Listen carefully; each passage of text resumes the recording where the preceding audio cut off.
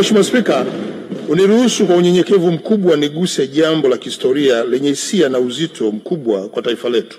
Kama taifa, tuna kumbukumbu ya majonzi na maumivu makubwa tuyapitia kwa tukio la tarehe 17 Machi mwaka 2021 pale ambapo tulimpoteza kiongozi wetu kipenzi, Rais wa awamu ya 5 hayati Dr. John Pombe Magufuli. Ukweli usiopingika ni kwamba tukio hili lilituacha sote tukiwa na majonzi, taharuki na giza nene.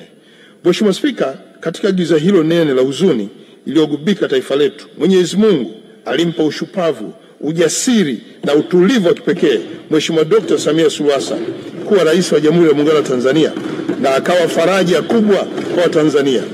Kiongozi huyu alisimama imara katika upepo mkali wa historia ya nchi yetu. Alichukua hatamu ya uongozi kwa utulivu, kwa busara na kwa ujasiri usioyumba.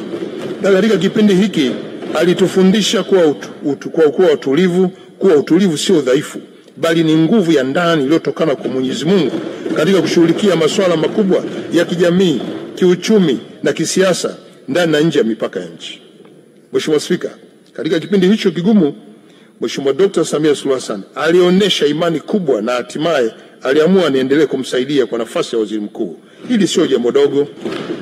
Na yakumbuka maneno yake kwangu, anukuu, Kasimu, tuendelee kushirikiana kulitumikia taifa letu, simamia shughuli za serikali. Namshukuru sana kwa moyo wa dhati Mheshimiwa Dr. Samia Suluhu Hassan kwa imani aliyoonyesha kwangu. Mheshimiwa